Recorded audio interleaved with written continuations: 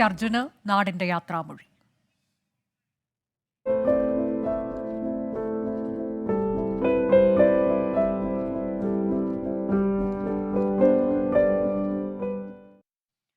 അർജുൻ ഇനി ഓർമ്മകളുടെ ആഴങ്ങളിൽ. ശിരൂരിൽ മണ്ണിടിച്ചിലിൽ മരിച്ച അർജുന് യാത്രാമൊഴി നൽകി ജന്മനാട്.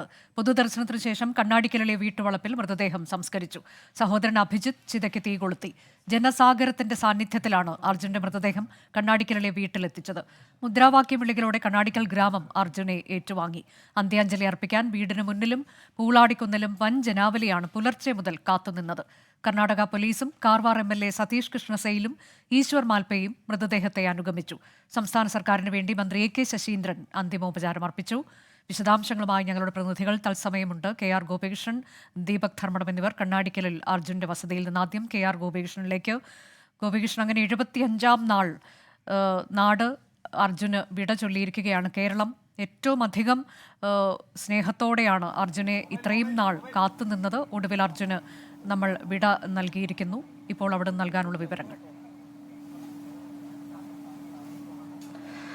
അനുജ, കണ്ണാടിക്കലിലെ കുടുംബത്തിൻ്റെ ഏക ആശ്രയമായിരുന്ന നാടിൻ്റെ പൊന്നോമനയായ അർജുൻ അങ്ങനെ ഓർമ്മയായി മാറിയിരിക്കുന്നു. അർജുൻ്റെ ചിത കത്തിയെരിയുന്ന ദൃശ്യങ്ങൾ നമുക്കിപ്പോൾ കാണാൻ കഴിയും. അർജുൻ്റെ സഹോദരൻ അഭിജിത്താണ് അന്ത്യകർമ്മങ്ങൾക്ക് നേതൃത്വം നൽകിയത്. ഇപ്പോൾ ആ ചിത കത്തിയെരിയുകയാണ്.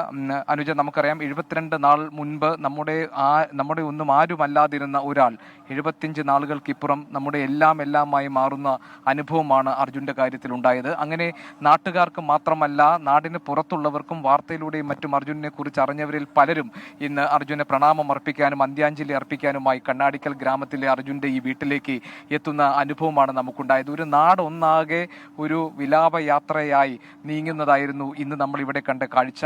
ഈ നാടിൻ്റെ ഊടുവഴികളിലൂടെ, അതിൻ്റെ ഇടവഴികളിലൂടെ പല തലങ്ങളിൽ നിന്നായി ആളുകൾ അക്ഷരാർത്ഥത്തിൽ ഒഴുകിയെത്തുന്ന കാഴ്ച നമ്മൾ ഇന്ന് ഇവിടെ കണ്ടു. അത് നമ്മളോട് പറയുന്നത് അർജുൻ എന്ന ആ ചെറുപ്പക്കാരൻ ഈ നാടിന് എത്രത്തോളം പ്രിയപ്പെട്ടവനായിരുന്നു എന്നതാണ്. ഒരു കുടുംബത്തിന്റെ ആശ്രയം മുഴുവനായി അർജുൻ മാറി എന്നത് നമുക്കെല്ലാവർക്കും ഇന്നറിയാം. അർജുന്റെ ജീവിതകഥ ഇന്ന് ഓരോ മലയാളിക്കും അറിയാവുന്ന തരത്തിൽ ഹൃദയസ്ഥമായിരിക്കുന്നു. 16-ാം വയസ്സിൽ വളയം പിടിച്ച് ഒരു കുടുംബത്തിന്റെ മുഴുവൻ ഉത്തരവാദിത്വം ചുമതലയും സ്വന്തം ചുമലിലേറ്റി അർജുൻ ആ കുടുംബത്തിന്റെ നാഥനായി മാറിയ അനുഭവമാണ് കണ്ണാടിക്കലിൽ ഈ നാട്ടുകാർക്ക് പറയാനുള്ളത്.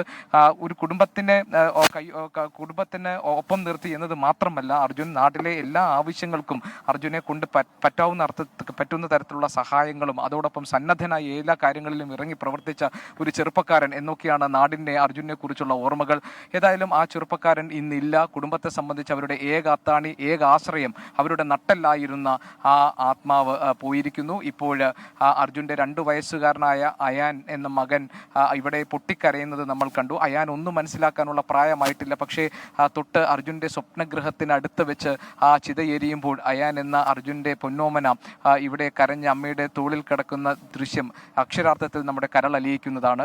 ഒരുപക്ഷെ കേരളത്തിൽ, ലോകത്തെമ്പാടുമുള്ള മലയാളികൾ ഈ കഴിഞ്ഞ 72 ദിവസവും അർജുൻ്റെ കണ്ടെത്താൻ വേണ്ടിയുള്ള ദൗത്യത്തിന് നേരിട്ടും അല്ലാതെയും ഒക്കെ ഭാഗമായവരാണ്. പലരുടെയും ഉറക്കം കെടുത്തുന്ന ഒരു വേദനയായി അർജുൻ, ഒരു നീറ്റലായി അർജുൻ മാറിയ അനുഭവം ഉണ്ടായിട്ടുണ്ട്. അതുകൊണ്ടാണ് അർജുന് വേണ്ടിയുള്ള തിരച്ചിലിൻ്റെ ഓരോ അപ്ഡേറ്റുകൾക്കും വേണ്ടി എന്ത് സംഭവിച്ചു, അർജുനെ കുറിച്ച് എന്തെങ്കിലും വിവരമുണ്ടോ എന്നത് രണ്ടുപേർ പരസ്പരം കാണുമ്പോഴുള്ള ഒരു സ്വാഭാവിക ചോദ്യമായി, വർത്തമാനമായി പോലും മാറുന്ന അനുഭവമുണ്ടായി. അത്രത്തോളം അർജുന്റെ ജീവിതവും അർജുനെ നഷ്ടപ്പെട്ട. ദീപക് ധർമ്മടം കൂടിയുണ്ട് കണ്ണാടിക്കലിലെ അർജുന്റെ വസതിയിൽ നിന്ന്.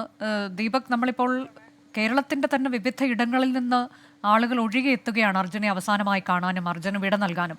കൂടാതെ കർണാടകത്തിൽ നിന്ന് പോലീസ് അനുഗമിക്കുന്നുണ്ടായിരുന്നു.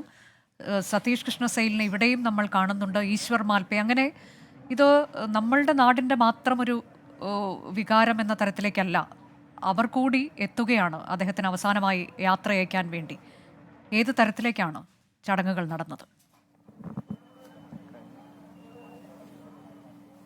ഒരുപക്ഷെ ഇന്നോളം ഇല്ലാത്ത വിധത്തിലുള്ള ഒരു സ്നേഹവായ്പോടെ ഒരു കണ്ണീർ യാത്രാമൊഴിയാണ് അർജുന് നൽകിയത് എന്ന് നമുക്ക് അതിശയോക്തി അല്പം പോലും ഇല്ലാതെ പറയാൻ സാധിക്കും.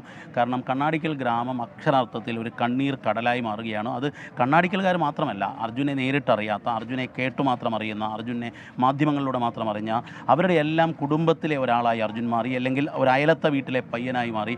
ആ ഒരു വികാര വായ്പോടുകൂടിയായിരുന്നു അർജുന് അന്ത്യാഞ്ജലി അല്ലെങ്കിൽ അന്ത്യയാത്ര ഒരുക്കി ഒരുക്കിയത് എന്നുള്ളതാണ് അക്ഷരാർത്ഥത്തിൽ അതിശയോക്തിയില്ലാതെ നമുക്ക് പറയാൻ സാധിക്കും.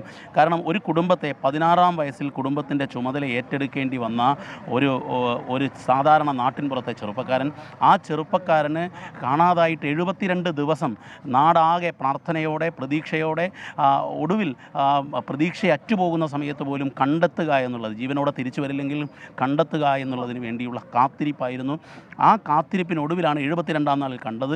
ഇന്ന് 75-ാം ദിവസം ആ നാടാകെ തേങ്ങിക്കൊണ്ട് കണ്ണീർ കടലായിക്കൊണ്ടാണ് യാത്രയച്ചത്. നമുക്ക് കാണാം ഇപ്പോൾ അന്ത്യോപചാര ചടങ്ങുകൾ കഴിഞ്ഞ് അർജുൻ അഗ്നിനാമ്പുകൾ ഏറ്റുവാങ്ങുമ്പോൾ ഓരോരുത്തരും വേദനയോടുകൂടി അർജുൻ്റെ വീട്ടിൽ നിന്നും പടിയിറങ്ങിപ്പോകുന്നതാണ് നമ്മൾ കണ്ടത്.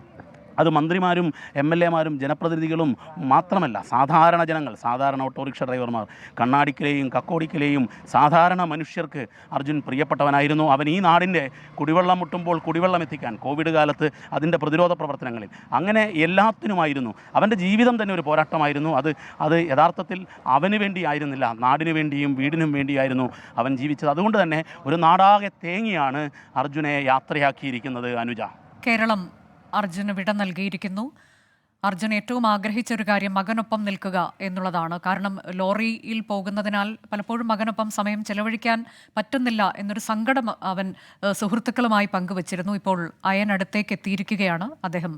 ഇനിയിപ്പോൾ തൻ്റെ ഏറ്റവും പ്രിയപ്പെട്ട വസതിക്ക് അടുത്ത് നിദ്രയിൽ ആഴുകയാണ്.